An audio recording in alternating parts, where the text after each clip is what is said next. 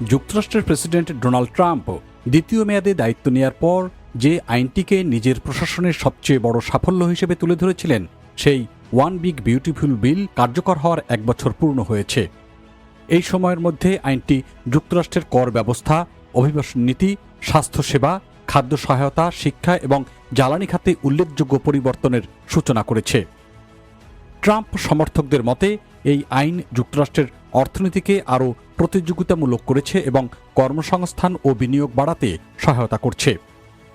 অন্যদিকে সমালোচকদের অভিযোগ, কর ছাড়ের সবচেয়ে বড় সুবিধা ধনী ব্যক্তি ও বড় ব্যবসা প্রতিষ্ঠান পেলেও নিম্ন এবং মধ্য আয়ের বহু পরিবার স্বাস্থ্যসেবা ও সরকারি সহায়তা হারানোর ঝুঁকির মুখে পড়েছে। আইনটির অন্যতম প্রধান অংশ হল 2017 সালে ট্রাম্প প্রশাসনের সময় চালু হওয়া বড় কর ছাড়ের মেয়াদ আরও দীর্ঘ করা। এই ব্যবস্থার আওতায় আগামী 1 দশকে প্রায় $4.5 ট্রিলিয়ন কর ছাড় বহাল থাকবে। হোয়াইট হাউস বলছে, এর ফলে কোটি কোটি মার্কিন নাগরিক কম আয়কর দিচ্ছেন। প্রশাসনের দাবি, অনেক মধ্যবিত্ত পরিবারও এর সুফল পাচ্ছে এবং ব্যবসায়িক বিনিয়োগে ইতিবাচক প্রভাব দেখা যাচ্ছে।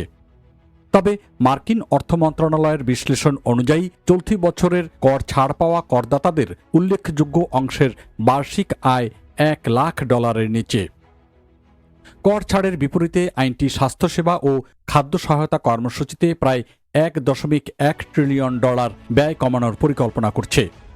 বিশ্লেষকদের মতে আইনটির সব ধাপ কার্যকর হলে সবচেয়ে নিম্ন আয়ের পরিবারগুলোর বার্ষিক গড় সুবিধা প্রায় $1,200 কমে যেতে পারে।